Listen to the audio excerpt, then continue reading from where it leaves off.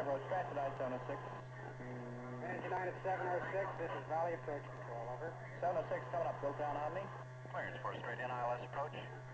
United 706, landing runway 13, wind southeast 10, altimeter 3006, clears for straight in ILS approach, report passing the auto mark. 706. An air traffic controller is expecting your arrival.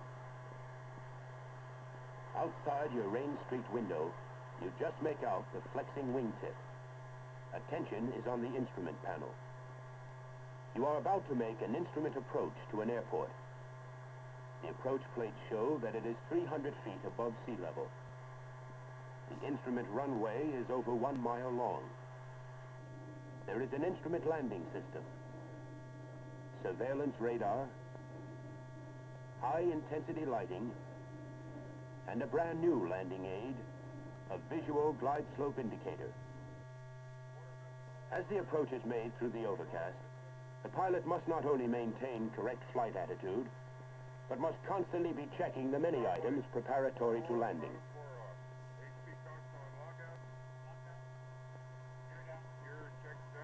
You're coming down.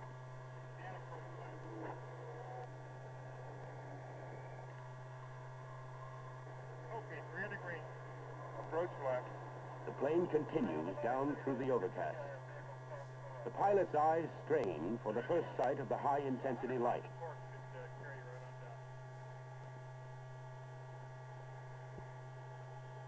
At breakout, he sees lights dimly through the mist, then flashing strobe lights. The new landing aids are 2 rows of red and white lights on each side of the runway. They are VGSIs, or Visual Glide Slope Indicators. He can tell at a glance from the visual placement of the colors of each row that he is on the glide path.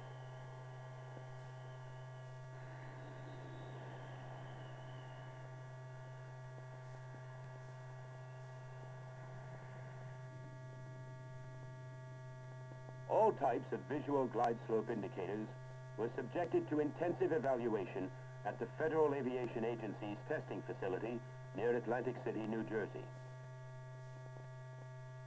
Before VGSI, it was more difficult to maintain an even rate of descent. The pilot had to recognize as soon as possible if the rate would carry him to the touchdown area.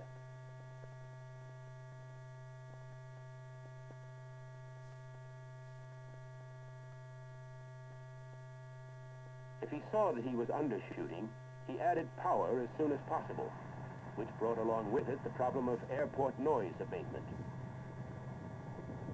After the installation of the visual glide slope indicators, an aircraft, when on the glide slope, will always be at the correct altitude above the surrounding terrain. The low-level application of power will become unnecessary. A recent survey of over 14 million landings in all types of aircraft showed that jet aircraft were more susceptible to undershooting than other types. Overshooting can be partially controlled by speed brakes, spoilers, or additional flaps. Some aircraft are easily stopped by brake application, or have engines that can develop considerable reverse thrust. Jets cannot generate much reverse thrust.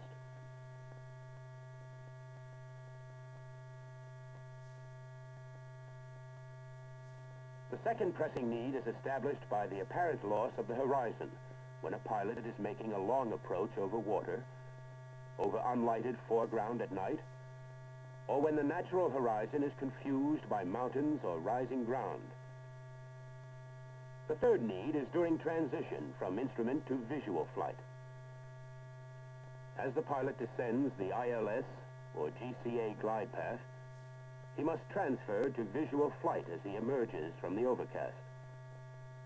The overlap of a VGSI with ILS or GCA will make the transition much easier.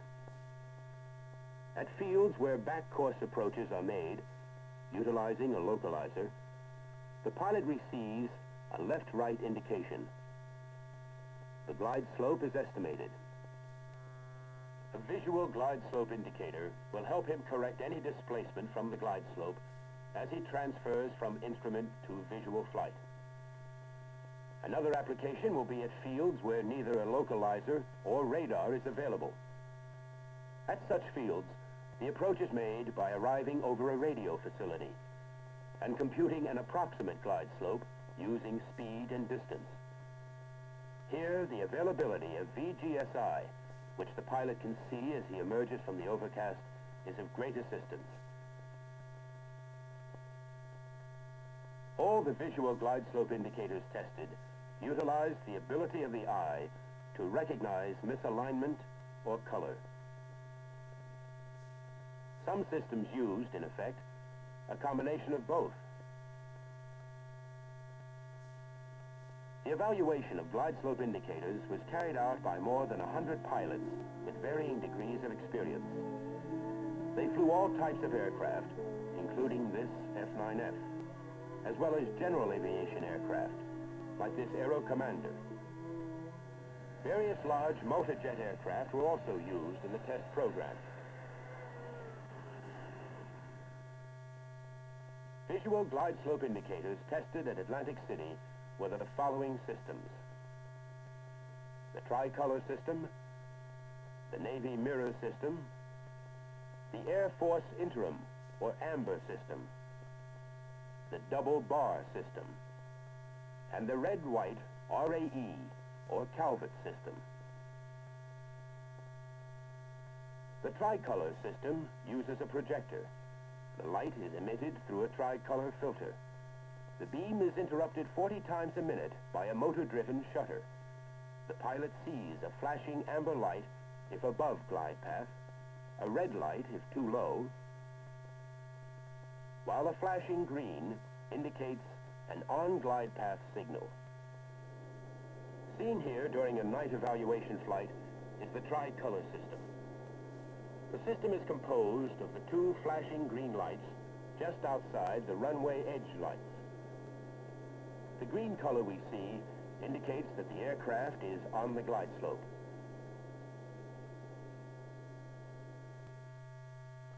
The second system tested was the Navy Mirror System. It consists of a light source, a reflecting concave mirror, and a row of green datum lights. When on the glide path, the ball of light is bisected by the datum lights. The system is designed for carrier operation where the space is limited. Here it is in operation. The position of the ball of light above or below the datum lights indicates above or below the glide slope. The third system, the Air Force Amber, is similar to the mirror system, but uses space instead of a reflecting mirror. The source light is located 60 feet behind the datum light. The Air Force system is seen here during a night test run. The indicator is on the left side of the runway. The pilot is on the glide slope. This is indicated by the amber source light bisecting the green datum light, as in the Navy mirror. The fourth system tested was the double bar system. 3 amber lights are located on elevated poles, 500 feet from the threshold and 170 feet from each side of the runway. 500 feet further in and at ground level are 5 white lights. Note the low-intensity aiming light located in the center of the runway. When on the glide slope, the white lights are lined up with the amber lights, as in an artificial horizon. Seen during this evaluation flight test of the system, the pilot is beginning to go slightly above the glide slope. This system does not provide guidance as close to the runway threshold as the others tested. The RAE system, referred to in the tests under the code name Red-White, uses the principle of color identification. In this system, 12 light source housings, each containing 3 high-intensity sealed beam lamps, are installed, 6 housings on each side of the runway. At the focal point of each lamp reflector is a 2-inch slit which acts like the aperture of a pinhole camera. In operation, the system is simple but most effective. At the rear of each housing are the lamps. Directly in front is the red and white filter from which the system derives its name. The light coming through the filter has the top half red and the bottom half white. Installed immediately in front of the filter is a transition bar. This narrow metal bar provides a zone of transition, which to a pilot making an approach appears as a pink color. As it goes through the slit, the light reverses. In effect, we now have a red light at the bottom and a white light at the top, with a narrow pink band between.